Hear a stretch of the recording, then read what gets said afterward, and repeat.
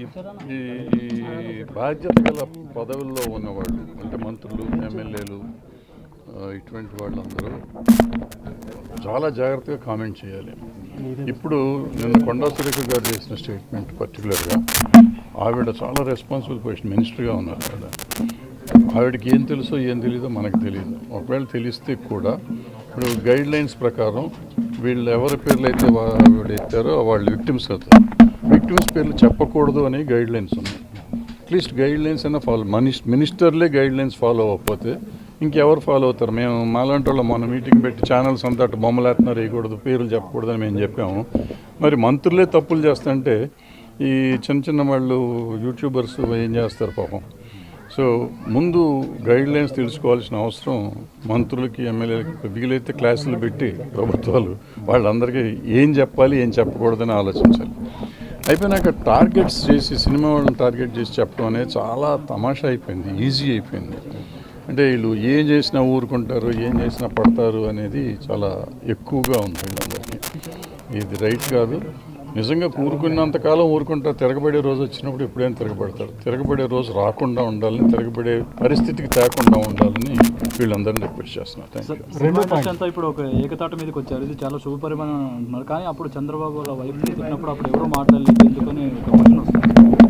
దానికి దీనికి సంబంధించి సినిమాని గురించి కదా మనం మాట్లాడుతున్నాం. అంటే అప్పుడు సినిమాని గురించి కదా మనం సినిమాని గురించి మాట్లాడుతున్నాం. మన ముఖ్యమంత్రి అంటావు, చంద్రబాబు అంటావు, తెలుగుదేశం అంటే ఇవన్నీ కాదు. మనం రాజకీయాల్లోకి వెళ్ళబోతున్నాం. మనం ఇక్కడ ఉన్నాం కదా.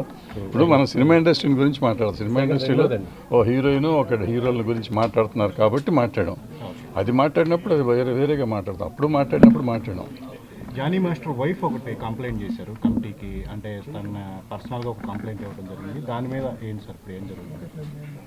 అంటే కమిటీకి కంప్లైంట్లు తీసుకోవాలి. కమిటీకి వాళ్ళ విట్నెస్లు తీసుకుంటాం కానీ కమిటీ రిపోర్ట్స్ ఏం తీసుకోవాలి.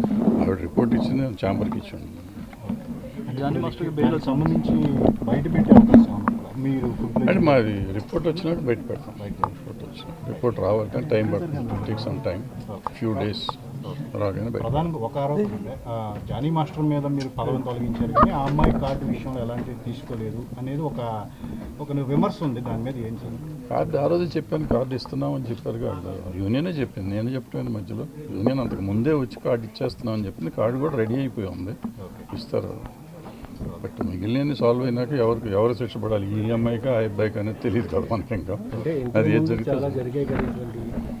శ్రీరెడ్డి వడ్లిపి అక్కడ కూర్చున్నప్పుడు కూడా ఈ కమిటీ కూర్చోలేదు. జానీ మాస్టర్ విషయంలో ఎలా కూర్చున్నారు? ఒక జానీ మాస్టర్ విషయంలోనే ఎందుకు ఇంతగా స్పందించారు అని మీరు అనుకుంటే నా తప్పు కాదు. మీకు తెలియని విషయాలు మీరు ఎక్కువ మాట్లాడవచ్చు. నట్టి కుమార్ కూడా అదే కామెంట్ ఆయన అంటే నేను సమాధానం చెప్పాల్సిన అవసరం లేదు.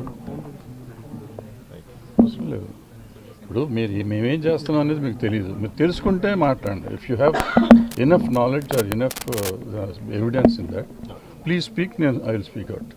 కొన్ని మేము చెప్పకూడదు అనుకున్నా చెప్పుకోవాలి, చెప్పాలనుకునే చెప్తాం. ఇది కూడా మీడియాలో ముందు వచ్చింది కాబట్టి ఆ రోజు ప్రెస్ మీట్లో క్లియర్గా చెప్పాము. బయటకు వచ్చింది కాబట్టి మేము మాట్లాడాము, లేకపోతే మేము మాట్లాడమని చెప్పాం. మాట్లాడకూడదు కూడా, ఇప్పుడు కూడా మాట్లాడకూడదు. సో అంతే తప్ప మీరు చేయలేదు, ఏం చేయలేదా, ఈ చేయలేదు అంటారని ఆ రోజు ప్రెస్ మీట్ పెట్టాల్సి వచ్చింది. ఆల్రెడీ మేము చేస్తున్నాం బాబు అని చెప్తానికి. మీరు చేయలేదంటే నేనేం చెప్తాను? Thank you.